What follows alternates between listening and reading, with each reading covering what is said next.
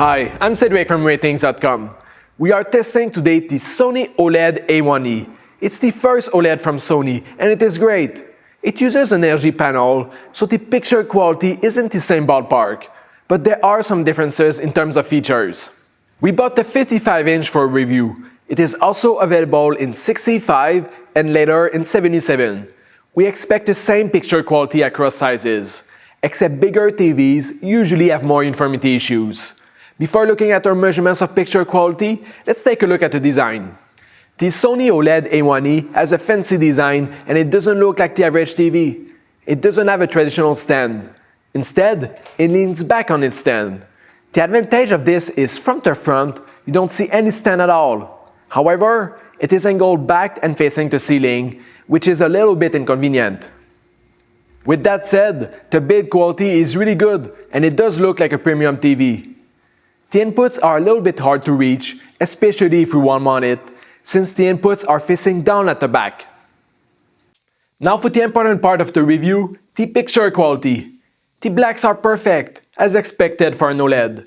The advantage of perfect blacks has a big impact if you are in a dark room, but it doesn't matter if you are in a bright living room. The shadow uniformity is about the same as LG OLEDs, which is not perfect. You can see a few vertical lines, but nothing major. The uniformity is better when you display a brighter screen, but still not perfect. It is much better than most LCD TVs though. The input lag is okay, but not as good as LG OLEDs.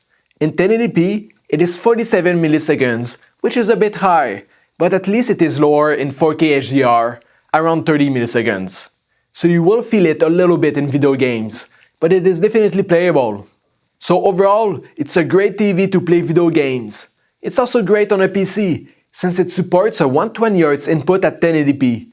You'll need to create a custom resolution though, since it is not listed in the DID by default.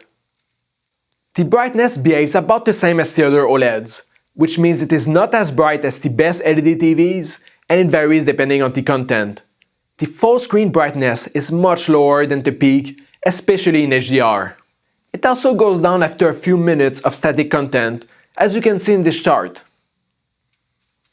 This is the first OLED that we tested that has a black frame insertion feature. If you are not familiar with black frame insertion, check out our other video that explains it. Keep in mind though that like on every other TV, that feature adds noticeable flickering. It also dims the screen. Here is the brightness that we measured for different window sizes. Since this is an OLED, the response time is perfect, which means no trail following moving objects in sports or video games. Like all OLEDs, it can suffer from image retention if you leave a static picture for a few minutes. It shouldn't be a deal breaker, even if you play video games, since it will go away after a few minutes. But don't buy an OLED if you won't be able to sleep at night if it stays there for longer. It can display slightly better gradients than the LG C7, with less bending. This is mostly visible on the sky patterns, like this scene of the Martian. The A1E doesn't have traditional speakers. Instead, it vibrates the screen to produce the sound. The end result is a sound quality better than average, but it still won't be as good as having a full separate sound system. It has a glossy finish very similar to the LG C7. It does a great job at reducing the ambient light and to increase the perceived contrast ratio. But like all glossy screens, it can be bothering if you have a bright object directly in your reflection path. The color gamut and color volume are good, about the same as the other OLEDs. The only TVs that can beat this is the Samsung QLED TVs, which can display more saturated colors. The view angle is great, it can maintain a good contrast from any angle. There is a shift of colors though, but the picture will still look better at an angle than any LCD TV. The Sony OLED uses Android TV. It has a lot of features and apps, but it is not the most straightforward to navigate, and it is a bit slow at times. The remote is the same as most Sony TVs, and it is good.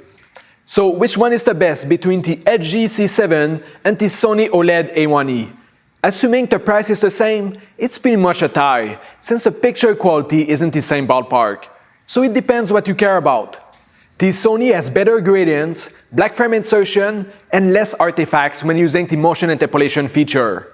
On the other hand, the LG has less input lag and can get a tad brighter. Now if the price is not the same, then that's an easy choice. Just get the cheaper of the two. Another question that we get asked often is, should we buy a smaller 55-inch OLED or a bigger 65-inch LED?